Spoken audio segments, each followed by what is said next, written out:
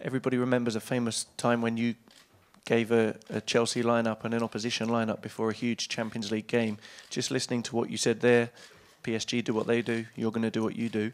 Do you know what both starting lineups will be tomorrow?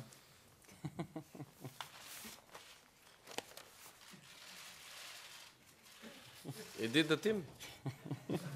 Can you tell us what's on it, please?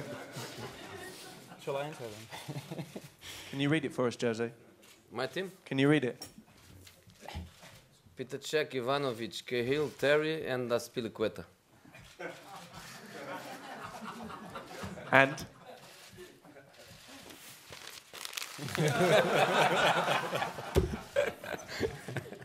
Zlatan Ibrahimovic was asked if he'd ever return to the Premier League. He said, "You'll never get me into the Premier League." Do you agree with that? Do you think you could persuade him there? Do you think he should be there? I think he has to be where he is happy. And if he's happy in Paris, and I know he is, I think he has to stay. But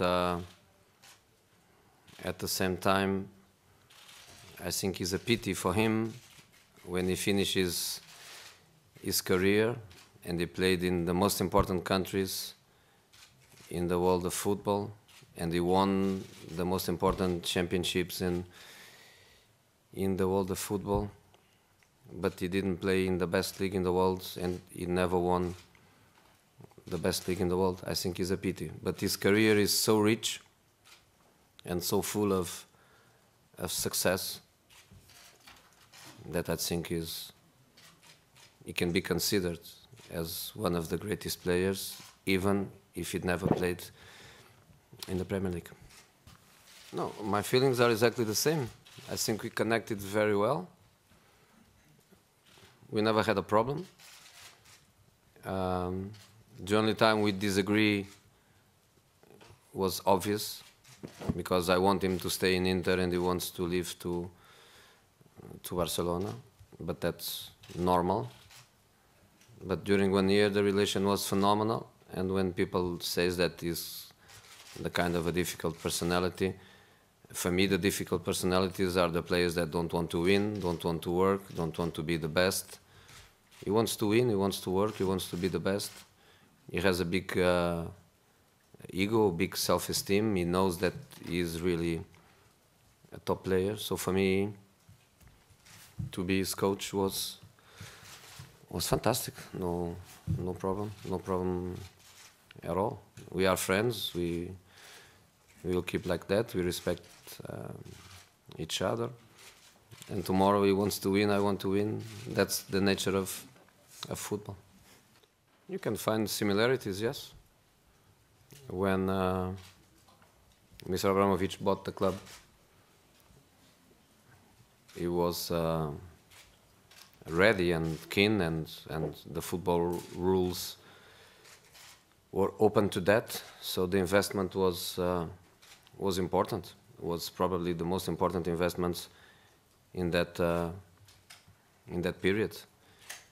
And as a consequence of that, Chelsea built year after year some of the best teams in European football. Paris is doing the same. Some people doesn't understand very well how, because it looks like the financial fair play is going to be in practice. But the reality is that in the last 2 years, the investment was massive. The choice of the players was fantastic. I think Leonardo started here a fantastic period of spending money, but spending in the right players and building the right team. And in this moment, the team is very complete. It's full of very good players. The coach is good. The passion in this city is also good. People love football. Parc des Princes is always a beautiful place to play. So I think now they are dominant in France, the same way Chelsea was dominant in England, and the same way Chelsea was chasing season after season the Champions League. reaching semi-finals and finals and winning. Paris is doing the same, and they want to win. You keep your opinion that PSG is the favorite for the qualification. Why? Yes, why? Because they have a team full of fantastic attacking players, for not to speak about the others. I could start speaking in Thiago and go on and on and on. But it's a team full of fantastic strikers and goal scorers. And that is what really makes the difference in this level. You look to the teams that are in the top 8 in this moment. All of them good teams, different teams, but good teams, good structures, with a certain philosophy. But after that, you go and you see Messi, Ronaldo, Lewandowski, Diego Costa, Ibrahimovic, Cavani, Lavezzi, and they have lots of them. So I think at this level is a very important part of a team.